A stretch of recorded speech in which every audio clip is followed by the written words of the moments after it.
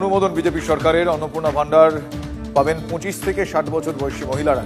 নিঃসন্দেহে আরও একটা গুরুত্বপূর্ণ আপডেট, অন্নপূর্ণা যোজনায় এবার বিজেপি সরকারের অনুমোদন। জানা যাচ্ছে অন্নপূর্ণা ভান্ডার পাবেন 25 বছর বয়সী মহিলা থেকে 60 বছর বয়সী মহিলারা। আধার যুক্ত ব্যাংক অ্যাকাউন্টে প্রতি মাসে 3000 টাকা ঢুকে যাবে। সরকারি আধার সরকারি চাকরি যারা করেন বা করছেন তারা এই প্রকল্পের সুবিধা পাবেন না। আয়কর দিলে এই প্রকল্পের সুবিধা মিলবে না। লক্ষ্মীর ভান্ডারের প্রাপকদের নাম অন্নপূর্ণা যোজনায় উঠে যাবে, তবে এক্ষেত্রে যে ক্লজগুলো বলা হয়েছে সেগুলো মেনটেন্ড হবে, এক্ষেত্রে স্বচ্ছতার সঙ্গে করা হবে।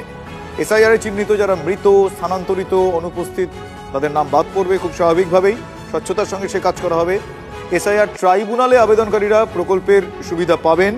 শুধু তাই নয়, আরও একটা গুরুত্বপূর্ণ আপডেট, সিএএ তে আবেদনকারীরাও এই প্রকল্পের সুবিধা পাবেন।